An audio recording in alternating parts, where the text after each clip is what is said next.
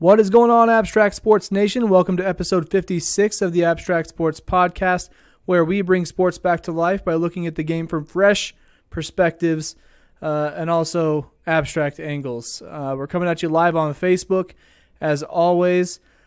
Before we get started with the actual content of the episode, I want to let you guys know that I've started a little poll on the Facebook page, on the Instagram story, and on Twitter. So wherever you follow us on those three channels, please just go and vote on the question we have for you. We're trying to figure out how you guys like to take in your abstract sports content so that we can streamline the way we do things and put out one good quality episode a week. As you probably know, if you follow this podcast or this Facebook show or the page or whatever it is, you probably know that we have a pretty complicated way of putting our content out there. Currently, we do a Facebook live show, then we do some post-production, put up a video on YouTube of the same Facebook live episode, just trimmed up a little bit, and then we also put up an audio version on Anchor.fm, which then distributes it to iTunes and other third-party platforms like that. So we're trying to cover all of our bases as much as possible, and if you guys mostly take it in from one particular channel, then we want to focus on that channel, cater to that channel, and do the best we can to put out great content as far as the formats allow us over in that area. So please go leave a reply or whatever the instructions say on your particular platform, whether it's Facebook, Twitter, or Instagram. Please let us know which way you like to take in your content for abstract sports, and we will be sure to give you the best content that we can given our format for our episodes and everything like that. So without further ado, let's get episode 56 underway. And it's going to be a good one. It might be a little bit short, but it's packed full of great content for you guys. So let's do it. Let me get the, where is it? Oh.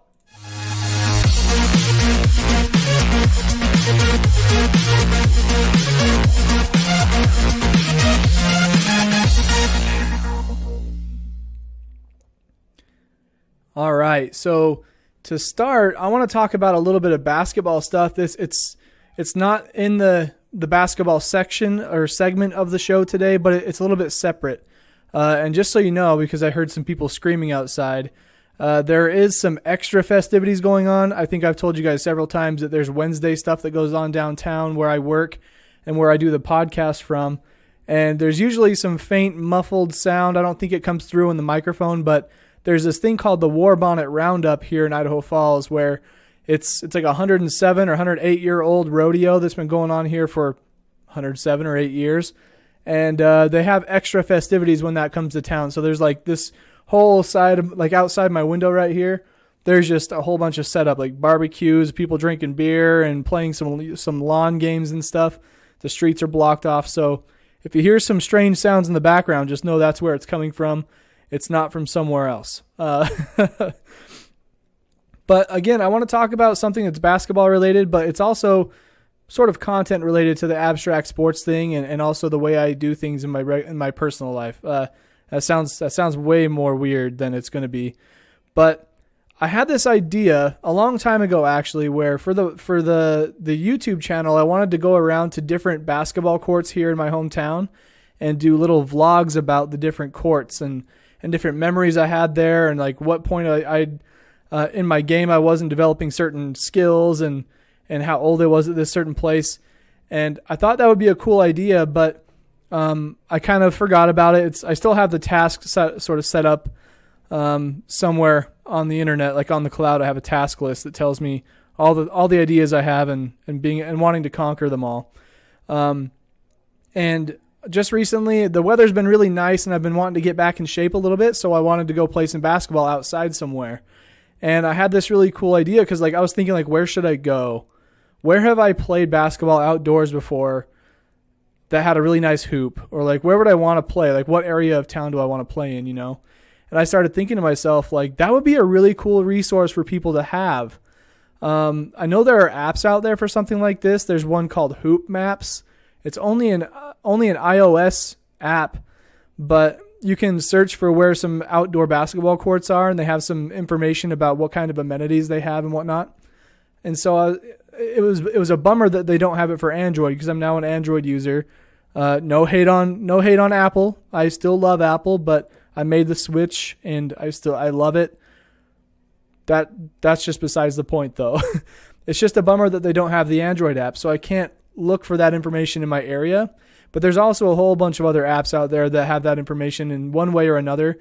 But I kind of want to do my own. Like, whenever I search for certain parks or certain basketball courts here in my hometown, there are very few results that show up on Google. Like, basically, the main results I get are from the city talking about the park that the basketball hoop or the basketball court exists in. So if I type in like Highland Park basketball court, it's a really cool basketball court here in town. It's near Melaleuca Field where the Idaho Falls Chuckers play, the minor league affiliate of the Kansas City Royals. And it's not a very big park. I mean, it's in an interesting part of town where there's like some low-end parts of town and some nicer parts of town sort of surrounding this park. So a lot of diversity in as far as that goes. It's a really cool basketball court, though, that's got like 4 hoops, so basically 2 full courts. It even has lines painted to some extent. It's a little bit overgrown in some areas, like weeds kind of taking over. But the hoops are really nice, and if they all had nets, I feel like it could be a really, really cool place for like a 3-on-3 tournament. You know, you got 4 hoops. You only need a half court for a 3-on-3 game. Get 4 games going at once, put a bracket together, and boom, you're in business, man. And so I had this idea. I've been trying to go to a different place to play outdoor basketball, a different place every day, and like taking pictures of all the different amenities that surround the court. Like, you know, how busy does it get there? What's the lighting situation like? Are there like night lights so you can play in the dark? What's the shade like if there's a lot of sun? Are there bathrooms available on site? What kind of stores are around so you can go buy Gatorade and snacks? Like, you know, things like that, things that people want to know. Is there parking? And so I'm going to start putting together some pages somehow, some way. I don't know what it's going to look like exactly. Like, it could be a bunch of pages on abstractsports.com, or if it has enough value, I might even set up a whole new domain for it. Call it like Where to Hoop in Idaho Falls. You know, something that is where this is the place where you go for basketball court information, you know, for a certain town. And maybe it kind of grows into other towns and stuff like that. But either way, it's a concept that I have, and I'm going to continue to refine it and make it better. But until I land on a real idea of what I want to do, I'm going to keep going to basketball courts and taking pictures and documenting the different values and features that they each have. And eventually I'll put it up on the internet for everybody to see. And one day I would love to do this thing where I can like start this program where different companies can sponsor a basketball court, where, like, you know, say Abstract Sports sponsored the Highland Park basketball courts, and by basically paying to put up new nets on the hoops, keeping the court clean through volunteer work, and getting the lines painted, stuff like that, we get to put our logo on the court, for example. So you sponsor it by keeping it clean, keeping it organized, and you know, which also may bring in traffic, get kids outside to play some sports rather than sit inside and play 2K. But also your company gets a little bit of airtime for putting in that work in your own time. So really cool idea I have, and eventually I would love to put on some 3-on-3 tournaments under the Abstract Sports brand and help this thing grow. That's one thing Idaho Falls doesn't really have. It doesn't really have a big basketball scene. You know, there's city leagues and like rec leagues and stuff like that, but most times you have to have a membership to play in those.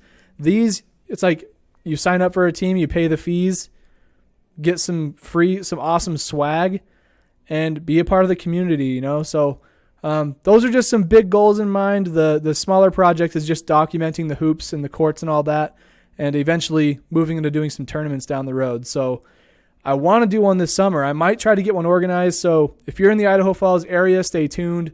Definitely follow us on Facebook and Twitter and Instagram, Snapchat, any of those things. You never know where we're going to be announcing these things. So just look for Abstract Sports on your favorite outlet, and we'll get you some information about that when it comes up. And so that was just one quick thing I wanted to start out today's episode with. The first thing I really want to talk about, though, it's kind of football related. So let's get this underway here. So I saw on the news, and I saw and heard this in the news maybe a couple weeks ago, I think, where Jon Gruden came out just blatantly ignoring like data analysis in sports or in football. I feel like his theory or his philosophy carries over into different sports as well. But basically, he's not a big fan of looking at numbers to determine what you should do with certain players and what your playbook should look like. He doesn't like numbers intruding on his old school ways of coaching football. And if like this blog, part of the foundation of it is that we are more than just a label. We're more than just numbers on a stat board or a stat sheet. There are other aspects to the game that have a lot of value. And I think that's sort of the old school way that Jon Gruden likes to coach is he looks at how a guy excelled in one certain area, not necessarily at numbers, but he saw like how hard he worked coming off the left side compared to the right, and he sticks them in that situation. But there's probably data that backs all of this stuff up, but he'd rather just do it on his own, figure it out on his own, have it be organic rather than forced with numbers. And like I can kind of understand where he's coming from, but when numbers they've been collected for years on end now. I mean, I don't know when the data boom happened or when people decided that data was going to be such a big deal, but it honestly wasn't all that long ago. And you start looking at like, players who like go up against a certain defense, like certain players against a certain defense, this play works better than others, or this type of offense works better than others, whether it's a running or passing. And like it kind of makes me think of like Kobe's mental inventory on players. When he would watch film, he'd be like, okay, I'm studying LeBron. I know that he likes to dribble twice with his left hand and then turn to his right one time and then cut in. And like he knows the moves ahead of time, and so he just like cuts them off and he prevents him from getting in the lane. And that's like Kobe's mental inventory. It's not something that they probably track. It's just something Kobe notes of. And Jon Gruden likes to do it that way. He'd rather like keep tallies on all these players on tendencies rather than numbers over time. And obviously the numbers probably are more like measurable things. So things like tendencies for players and how to guard them or how to play against certain teams. That's not necessarily numbers. That's just strategy. So I think he's more of a strategy guy. He doesn't, anytime that numbers get brought up, he's like, I don't trust you. Get out of here. Like, why are you getting paid? Why are you on the payroll? And so I can kind of see both sides of that story. I'm obviously a fan of the intangible aspects of the game, but I think those are the things that also make us better humans and better people. They teach us life skills, but there are also other things that are probably worth looking at when it comes to the numbers. Like, there is value there, literally and metaphorically and figuratively and all those other things. So that's just sort of my 2 cents on the Jon Gruden situation. I definitely have a lot of respect for the guy. I mean, he helped coach the Raiders to a Super Bowl championship. No, wait, whoa. Hold the phone. Let's get out the Google police. I need to really get an animation together for that. Like Google police, and it's like a Google logo with a badge. Like whenever somebody needs to get fact checked, have that come up on the screen. Man, I really need to get that going. Jon Gruden. I said that really terribly. Let's see. I don't think he did win a championship. He was with the Bucks when they played the Raiders and they got destroyed. Oh no, he was Super Bowl champion. 37. Super Bowl 37. That would have been against, let's see.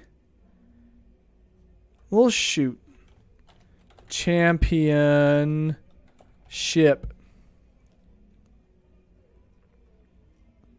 Let's see here. Seasons. Super Bowl champions with Tampa Bay. Okay, so he was with Tampa Bay and they destroyed the Raiders. That's what it was. I get it confused because at that time I was a Raiders fan, and after that Super Bowl I pretty much gave up on football. I was like 12 years old, but I'm like, man, every time I switched my favorite teams to go with my favorite players, I believe that was when Jerry Rice played for the Raiders late in his career. So I'm like, I'm going to be a Raiders fan. Then they got pooped on by the Buccaneers, and so I was like, you know what? This is dumb. And so now I'm just a players guy, and I don't get hooked up on or hung up on being a fan of a certain team. So I rep players, not teams in football. I have a lot of respect for Jon Gruden, but I think he should probably listen to the professionals that the team has hired in his time since he's been an announcer.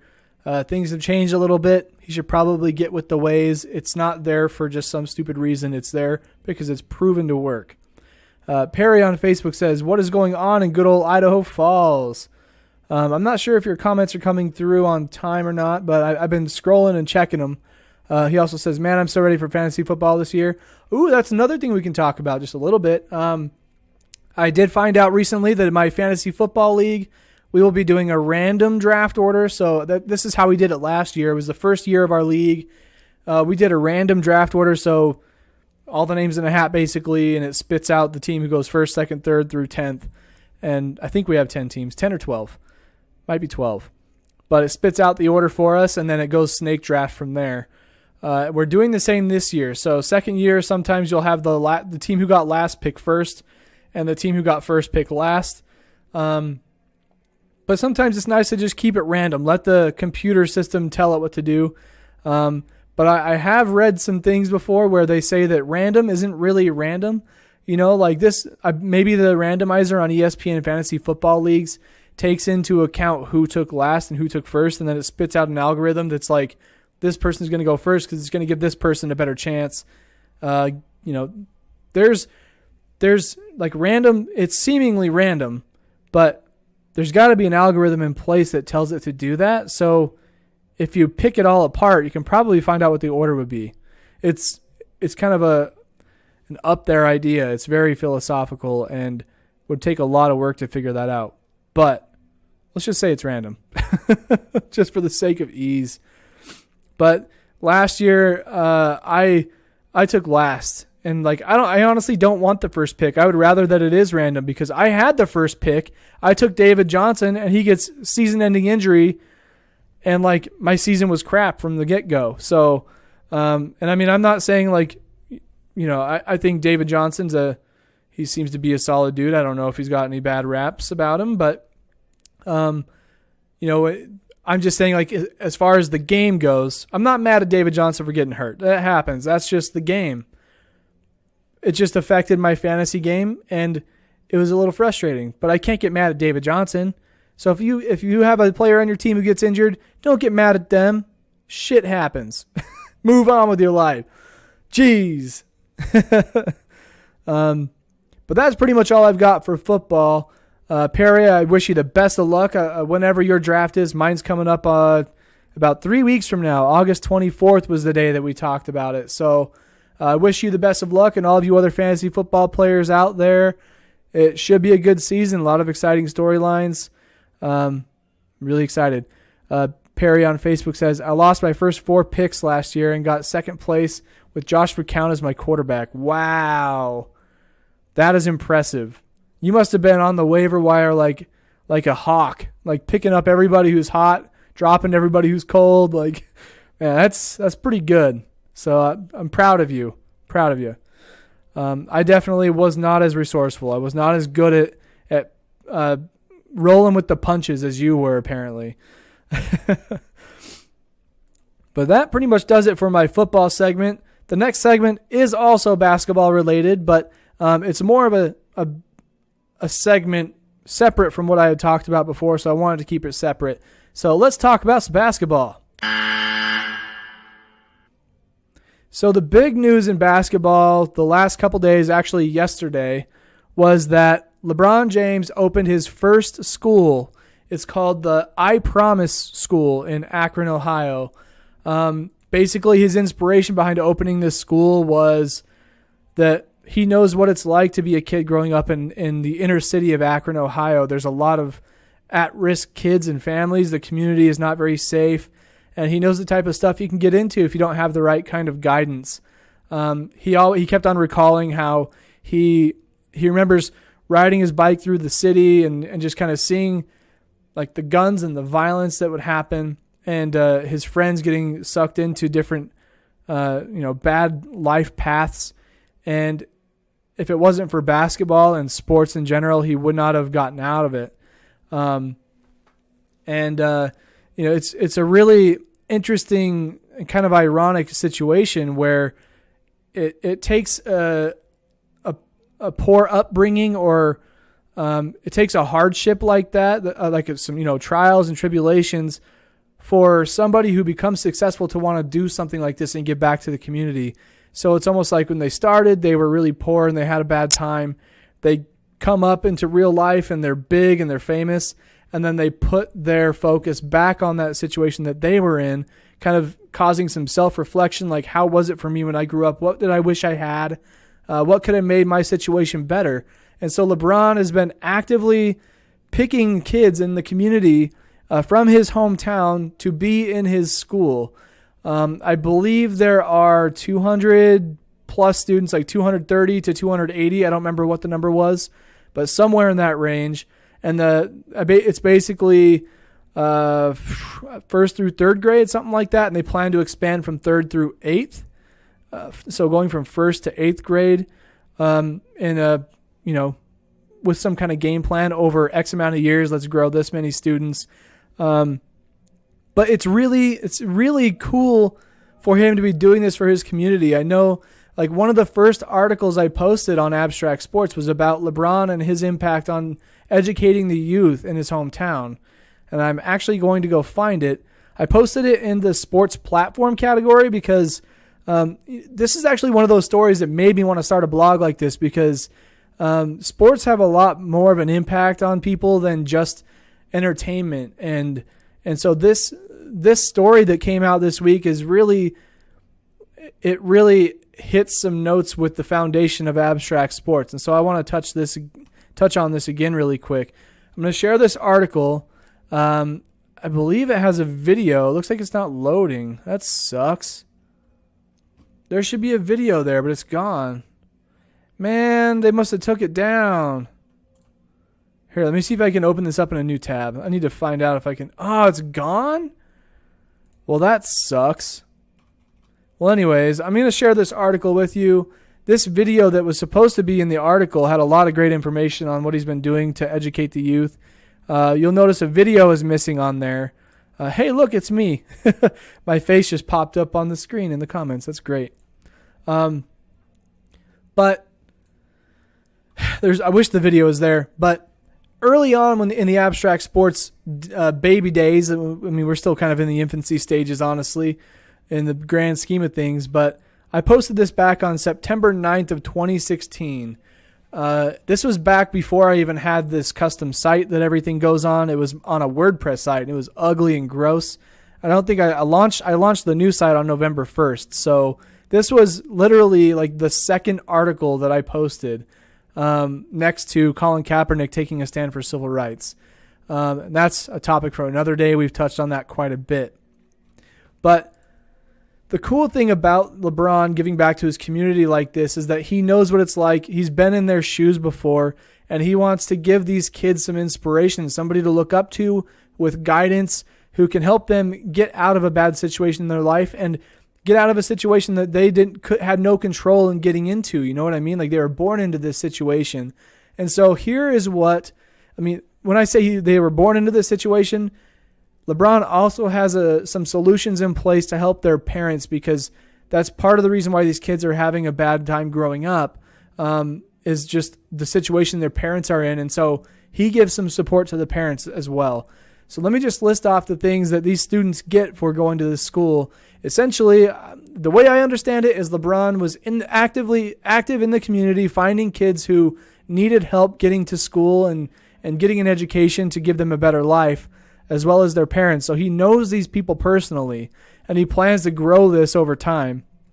Obviously, he has people working for him, probably like recruiting students to go to the school. And when I say recruiting, I mean they're looking for kids who need help, and their families as well.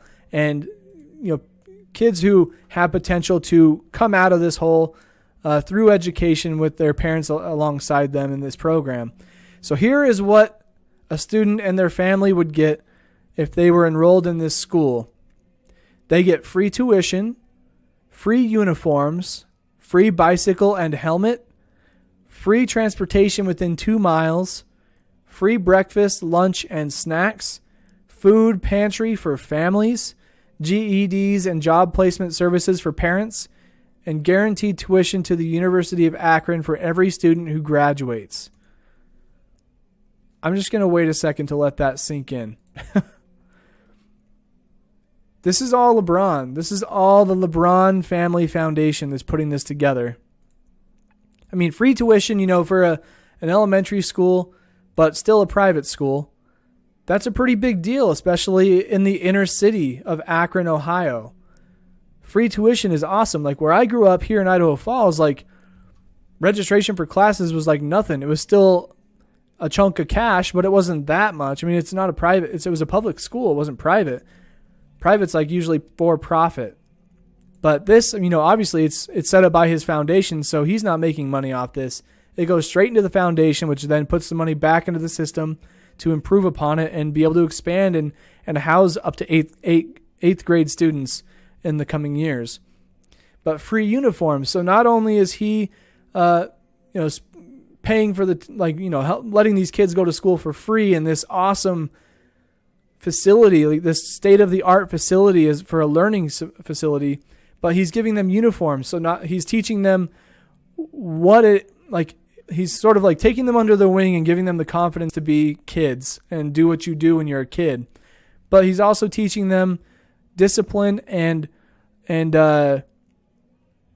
what's the word? Like he's teaching them good community values by having them wear uniforms. When you go to school every day, you have to make sure you're wearing your uniform. If you're not, you're probably going to get told otherwise. You need to wear your uniform. This is how we do things. So it kind of teaches them that structure and how to follow rules and be a part of society in a very special way, I guess is how I'll put that. And the next thing is like free bicycle and helmet. Dude, I mean, when I was a kid growing up, like my bike was my main form of transportation. My mom didn't want to take me all over the neighborhood to see my friends. I rode it around all over the place. I was lucky enough to live in a safe enough area that I wasn't at risk by riding my bike around other than, cars driving around. I had to be safe about that on my own. But he also gives them a helmet. I never wore a helmet when I rode a bike growing up. So he's teaching them how to be safe, how to be responsible, and he's also giving them a mode of transportation to get from point A to point B. And a bike is also a good way to get exercise. So he's getting them active, giving them a personal mode of transportation. Very good thing to have when you're a kid. I mean, especially when you're a kid, bikes are awesome. And then here's where the crazy stuff starts kicking in, like free transportation within 2 miles. One of the big things is that LeBron missed like 80 days of school in like 4th grade. And there's only 180 days in the school year. So he missed that many days because his mom couldn't afford to get him to school in the inner city where he was enrolled. And there was no other school that they could afford to go to. And so he couldn't go to school until he could find a way. And in 4th grade, in such a point in your life where you're missing out on developmental stages, every day is pretty critical. I mean, sure, 80 days doesn't seem like a lot, but when you're little, those days go a long way. I mean, he missed half of a grade basically. And like that's a lot of development time with your peers and knowing how to be a person. So he wanted to try and prevent that by letting people who are within the city close enough, they will provide public transportation. I'm not sure what that looks like. Probably some sort of bus system, but huge. That's huge, man. Like kids who don't want to ride their bike, who can't ride their bikes to school in the city, they're too young. They need a ride, man. They can't just ride their bike through the city. That's just not safe, and that's not okay. I feel like everybody would understand that. And then to help take care of the kids even more during the day, they get free breakfast, lunch, and snacks. And where I grew up, I'm just like comparing it to my life because it's different everywhere, and this kind of gives it a little more perspective for our the Idaho people. But there's basically this thing called hot lunch and cold lunch, and if your family couldn't afford to have the school provide, then you bring your own lunch or something like that. I don't really know how the whole thing works, but having food provided to you, like there are families who can't afford to send their kids with a lunch every day. They just kind of assume they get fed, or they assume that teachers will take care of them. Well, LeBron is like telling them, LeBron and his foundation, they're telling them, we got you. During the day, we've got your kids. Free breakfast, lunch, and snacks. So somebody gets fussy, give them some fruit snacks, And that's good too, keeping some food in their bellies. It keeps them happy and productive because they're not going on an empty stomach. But then they have a food pantry for families, and I'm not sure exactly what that means. I'm assuming it means they can store food at the school for their kids to have for lunch. So it's like if the kids don't want something on the menu, they can have special food for their kid, something like that, I would imagine. But then you go on and it's like GEDs and job placement services for parents. This is where it gets big.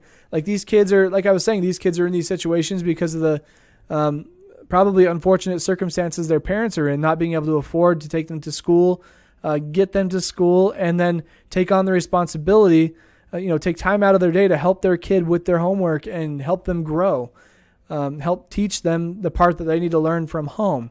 And so LeBron is sort of taking that to be his own responsibility and helping the parents get GEDs so they can rise up the food chain in society and try to get better jobs, and teach themselves more responsibility so that they can take on more than they think they could. And I'm just kind of freestyling right now, but helping with job placement services. So like you help them get a GED. That's one big requirement for a lot of jobs. And then he helps them look for jobs that fit their requirements as far as schedule, their skill set, and all that. That's really cool. And it also, so he's teaching the parents how to live their lives a little bit better too. And it can help those parents teach their kids that when they get to that point and they graduate. But that's the last thing. If they graduate from this school, they're guaranteed tuition to the University of Akron for every student who graduates. Not only is that awesome for the kid to get to go to school for free, I wish I had that privilege, but obviously he's doing this for inner city kids who are at risk. So guaranteed tuition, that's a lot of money that he's putting up right there. And obviously they're a ways down the road. He's starting out with like first through whatever grade, first through third grade or something. So 15 years down the road, I guarantee like right now he has the money to put 200 kids through school full tuition. I just know just on his contract and what he's done in his career and how much more money he's going to make over the next 4 or 5 years that he can afford that right now. But planning to grow to an first through eighth grade school, that's a lot of kids eventually. You start pushing out like 200 kids a year, that adds up quick. But obviously he's got a ton of money in his foundation. He's made so much money. He's got investments all over the place, money everywhere. So this isn't going to be a problem, and I think other people are going to help him out if they need it. But guaranteed tuition is awesome for the kids. It's awesome for the parents because they don't have to foot that bill. They don't have to try to find financial aid to get them through school. It helps the kid find something they're passionate about, find a way to take LeBron's guidance to find something they love to do and pursue it with a great work ethic and a sense of responsibility, all the things that they learned through school and in life up to that point. But then that's also great for the city of Akron because he's helping put kids through college. So, he's paying their tuition, sending them to a local school in the state, where it's probably cheaper anyway. You go out of state around there, it's going to be really expensive. But he's just doing so much good on so many different levels, from kids and education to their parents and the people that are connected to them and their lifestyle, to the community and setting a great example of what it means to be a good human being and just to society in general. But then for the city of Akron, and this reflects on his legacy as well. I think when he made the decision to go to LA, he had other things in mind. Sure, he's going to move to LA and he's going to play for the Lakers, but it is a big market team and he can get huge endorsements. He can make a ton of money off jersey sales. He can take a lot of this money and put it right back into his foundation to help fuel it for years to come. And he's got 4 more years to build up this revenue. The thing that I don't understand, I still don't get it. I want to get a bunch of LeBron haters in a room and have them tell me, what do you not like about this guy? People will find a way to hate this man, which still astounds me when he goes and does something like this. One guy said that, his name and face is plastered everywhere. He's putting himself on a pedestal on the likes of Dr. King. And it's no, it is his school. It's the LeBron Foundation, I Promise School in Akron, Ohio. Like, he is the inspiration to these kids and their parents and the community. He is the reason that this school even exists. And so he's putting his face there to be like, listen to my story. Here's why this school exists. Now go and conquer shit. Like, it just like speaks to the roots of where this whole thing started. It was his youth. And so why wouldn't he be on the wall telling a story, like a picture of him with some quotes and stuff? It just makes sense. And he's pulling inspiration from the people who drove him to get to that point, like Dr. Martin Luther King Jr. Pictures of him with quotes on the wall. Those things inspired him. LeBron is doing a similar thing for these kids, and he's not, like, people say he's not being humble about it. It's like, well, he's connecting his story to the stories that inspired him. And I think that it helps students connect the dots on where he fits on that spectrum and how important it means to fulfill his promise and to help them fulfill their promise to be successful and achieve greatness in their life. And so I don't get where that's even an issue. I did see somebody find this old tweet some lady put out that was like, I can't believe LeBron said that about himself. Would you just shut up and dribble? It's like one of those instances. Like, congratulations, you won a championship, whatever. Now go build a school. Essentially saying, like, now tell me how hard it is. How hard is your life to play basketball and win a championship? What good are you doing? It's like, well, there's a lot. But then she's like, go build a school. And here we are today. He built a school. And, like, it was really cool actually seeing his reaction and watching and listening to all of his interviews with people, because he was lost for words and he admitted it. He was like, it's okay for me to be lost for words right now. And I'm saying that because I've never been in this situation, being able to start my own school. I know how much of an impact it has, and I just can't wait to see it get started and see the real results of it and try to build upon it.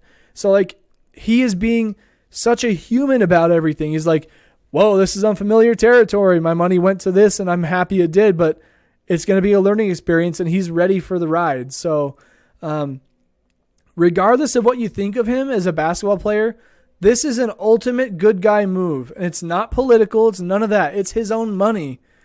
Like, he might be taking donations from people, but that's all going to the community of Akron, Ohio, and helping bring the kids up to a better life and lead to then when they graduate, they go on to become parents. They can teach these same values and principles to their kids and understand how to keep them out of a situation that they were pulled out of thanks to LeBron and his foundation. So how can you hate it? LeBron haters, please at me. Find me on Twitter at KyleClay2K, on Instagram. Send me a DM. Message me on Facebook. Whatever it is, man. Like, I just want to know why you hate the guy. Like, you say it's because of how he goes about his things off the court. How? What? Is it because he wears two different colored shoes on the court? Or is it because the shoes say equality on them and he's promoting something with this sports platform? Man, that's all I got for you guys today. Really thick topics today. Awesome things going on with the Abstract Sports brand, and I cannot wait to keep growing this thing. I'm just as motivated as ever at episode 56. Next week's episode would be the 1 year in weeks, I believe. How many weeks in a year? How many weeks in a year? 52. Oh, we already passed it. Well, there you go. I don't know these things, man. I have Google for that. But anyway, 57th episode coming up next week. I got a lot of awesome things stored. I got a lot of tasks I need to conquer and make everything better for you guys. But whatever you do, make sure you go and vote. On Facebook, I've pinned a post at the top of the Abstract Sports page. Go to facebook.com/abstractsports and place your vote on how you like to take in your content for the Abstract Sports podcast, whether it's Facebook live video, YouTube, or Anchor/just audio podcast. I'm very curious to understand where you guys are coming from, where you're taking in the content. You can also go to Twitter and make your vote there on Twitter. Also on Instagram, I put up a little snap in my story. Just reply to the story at Abstract Sports with your response, and it'll just help me gauge how we should be driving our content to your ears and to your faces. and make sure we're getting it to you the most efficient and effective way that we can. So on that note, please go follow and subscribe and like our pages. Go to facebook.com/abstractsports, twitter.com/abstractsports. Find us on Instagram and Snapchat. Snapchat's kind of inactive, but that's okay. Eventually it'll be active. Like when we do tournaments and stuff and we're branding them, we're probably going to have our Snapchat story lit. Same with Instagram. So go find us on all your different outlets. You never know when we're going to blow up, and I'm excited for all the work it's going to take to get there. I'm excited for the journey. Looking forward to giving back to my own community. After being inspired by LeBron James and this school thing, I'm like, man, that's cool. And I don't want it for the notoriety. I want it for my community. So go out there, like all of our pages, get involved on the blog or start your own podcast. Just let me know. You can contact us at hello@abstractsports.com and tweet at us, whatever. If you're interested in writing for the blog, let us know. Want to start your own podcast? We can help set you up with that. I can also help brand a podcast for you. We'll put it up under the Abstract Sports umbrella, kind of be like co-sponsored by Abstract Sports. We'll produce it for you. And if you want to support the blog other than a viewer, listener, or reader, go to abstractsports.com/support. You can make a generous donation there to help us bring more awesome content to the people by keeping our website online. It's our hub where all of our content goes, where all of our hard work is stored. So please make a generous donation if you can, or $1. I don't care. Dollars are cool too. But that is everything for episode 56. I look forward to talking to you guys again next Wednesday. Until then, I hope you have a good rest of your week. Have a great weekend, and we'll see you then. All right. Peace out, guys.